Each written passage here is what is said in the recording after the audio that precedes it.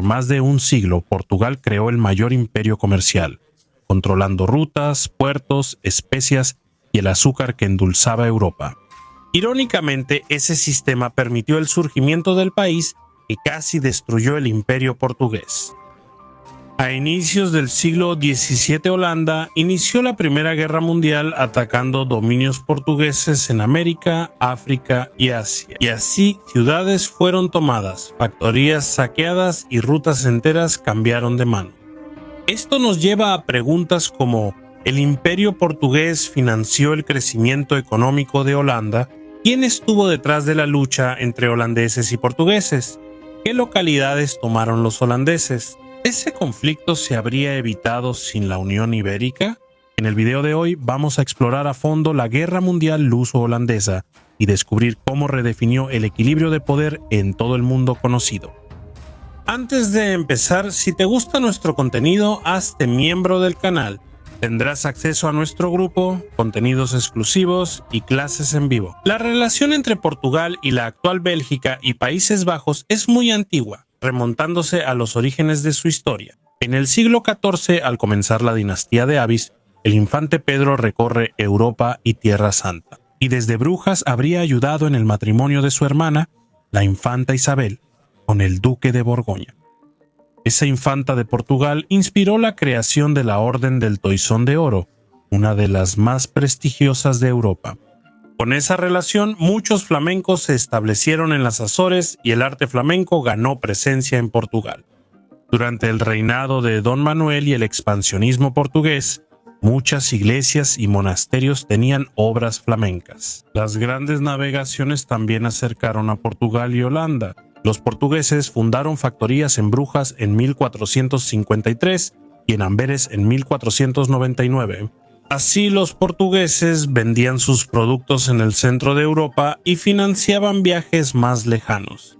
Además, estos navegantes también empezaron a utilizar las factorías flamencas para financiar la construcción de ingenios azucareros, especialmente en la isla de Madeira, luego en Brasil, donde el azúcar tuvo su mayor auge. Eso porque tan pronto como Portugal logró prosperar la capitanía de Pernambuco, muchos flamencos empezaron a invertir fuertemente en ingenios en esa región. Las producciones crecieron, logrando récords históricos y aumentando ventas en Europa. A los portugueses les inquietaba la producción de azúcar, usualmente hecha con esclavos. Los holandeses refinaban el producto y lo revendían más caro internacionalmente. Y los portugueses, al no preocuparse por el refinado, lograban sistematizar aún más la mano de obra y producir cantidades cada vez mayores de azúcar. Pero todo eso cambiaría tras la caída del joven rey de Portugal, Don Sebastián, en 1578, con apenas 24 años de edad decide, aún sin estar casado y sin tener ningún hijo, emprender una cruzada en el norte de África y desaparece en el desierto de Marruecos. El trono de Portugal pasa a su tío, el cardenal Don Enrique, quien muere poco después sin sucesor. El trono lo disputan dos: el rey de Castilla, Felipe II, líder de la mayor superpotencia de la época. Aunque don Antonio fue proclamado rey en Lisboa, muchos apoyaban al rey castellano. Y poco tiempo después, sus tropas sucumben en la batalla de Alcántara, haciendo que el prior de Crato tenga que huir de Portugal para refugiarse en la corte de Inglaterra. Ahí está parte del problema. Cuando los castellanos entran a Portugal para reclamar el trono, Felipe estaba en guerra con los holandeses, Guerra de los 80 años. Así, el principal líder de Portugal sería el mayor enemigo de Holanda. Y ese desplazamiento de tropas de Felipe hacia Portugal debilitó las posiciones españolas en Holanda. Y, además de eso, el hijo del prior de Crato, Don Manuel, se casa con la hija de Guillermo de Orange, Emilia de Nassau, que pasa a ser llamada princesa de Portugal. Así los holandeses tienen la tormenta perfecta para volverse contra Portugal, gobernado por su mayor enemigo. La hija del líder de Castilla reclama el trono como princesa. Y los holandeses, que ya tienen amplios negocios con el azúcar y las especias portuguesas, tienen la posibilidad de apoderarse de todo el mercado y no solo de la reventa. Y además, con la Inquisición portuguesa, Muchos judíos que huían se refugiaron en Holanda, incluida la familia del famoso filósofo Baruch Spinoza. Eran judíos que habían huido de Portugal y algunos de esos judíos también se aprovechaban de ese revanchismo contra el reino de Portugal. Moses Corrin Enríquez, judío portugués, ayudó a los holandeses a atacar barcos portugueses y españoles. Los holandeses pronto tomaron venganza contra Portugal, iniciando la piratería. En 1595, junto a los ingleses, realizaron el mayor robo de la historia, el saqueo de Recife. En ese asalto desde Pernambuco se llevaron desde especias indias hasta enormes cargamentos de azúcar, que se vendía a un alto precio en Europa. Pernambuco producía tanto azúcar. Entonces ni las frecuentes llegadas de barcos portugueses podían exportar toda la producción. Al notar las debilidades portuguesas, los holandeses pronto atacarían el imperio lusitano en todo el mundo.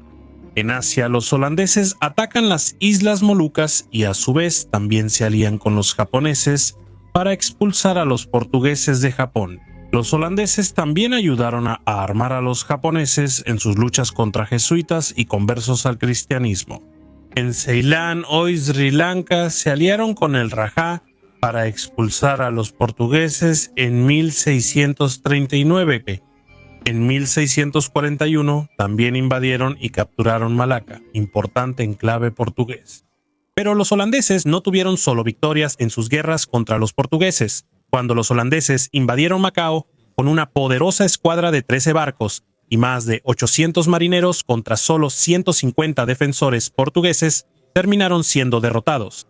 En Oriente los holandeses triunfaron con sus invasiones, dejando a los portugueses solo Macao y la India. Pero en el Atlántico fue distinto. En 1624 los batavos tomaron Salvador, la capital de Brasil, pero en 1625 portugueses y españoles la recuperaron en la jornada de los vasallos. Los holandeses invadieron Pernambuco exitosamente en 1630 y Angola en 1641, buscando controlar el comercio de azúcar y el tráfico transatlántico de esclavizados. Así los holandeses establecen una colonia en el noreste de Brasil, pero los portugueses, saliendo de Río de Janeiro, reconquistan Angola en 1648. Por último, cuando la corona de Portugal ya preparaba el reconocimiento del dominio holandés en el nordeste, los propios pernambucanos, en un esfuerzo completamente aparte de la corona portuguesa, logran expulsar a los holandeses de Pernambuco. En la épica batalla de Guararapes, blancos, negros e indígenas se unieron contra el invasor batavo, formando la base de Brasil. Así, la reconquista de Pernambuco o Guerra de la Luz Divina se realizó sin seguir órdenes reales. El Reino de Portugal tuvo que pagar fuertes indemnizaciones para conseguir la paz con Holanda, en parte debido a esa reconquista inesperada, llevada a cabo por los propios habitantes del territorio. Esto genera un resultado interesante en la disputa. Según el historiador inglés Charles Boxer, el conflicto luso-holandés tuvo un desenlace equilibrado. Victoria holandesa en Asia, empate en África Occidental y triunfo decisivo portugués en Brasil. La guerra con los holandeses provocó que Portugal perdiera territorios e influencia, sobre todo en Oriente, a pesar del gran esfuerzo realizado para dominar el Índico con Vasco da Gama, Afonso de Albuquerque y Pedro Álvarez Cabral. Tras la guerra con los holandeses, el reino perdió influencia en ese hemisferio. En Occidente, la influencia de Brasil aumentaría diariamente. Surge la pregunta, si la Unión Ibérica no hubiera existido, Holanda igual habría atacado a Portugal.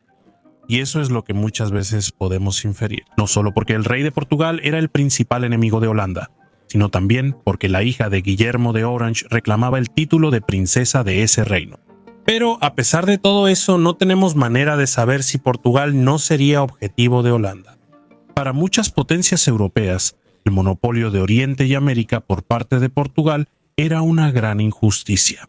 Y eso se refleja incluso en la propia Francia, que invadió Brasil varias veces, incluso España, que estaba gobernada por el mayor enemigo de también el gran objetivo de los holandeses, solo el imperio portugués. Si el problema fuera el monarca, Holanda habría intentado conquistar América Española o ser el rey de España. Cuando Portugal restaura su trono en 1640, la guerra debería haber terminado de esa manera. Las relaciones intensas de los portugueses con los holandeses hicieron que naciera en ellos un deseo de codicia que tuvo lugar durante la unión dinástica. Y fue así como nació la primera Gran Guerra Mundial, librada en Asia, África y América. Una guerra que cambiaría para siempre la historia del mundo.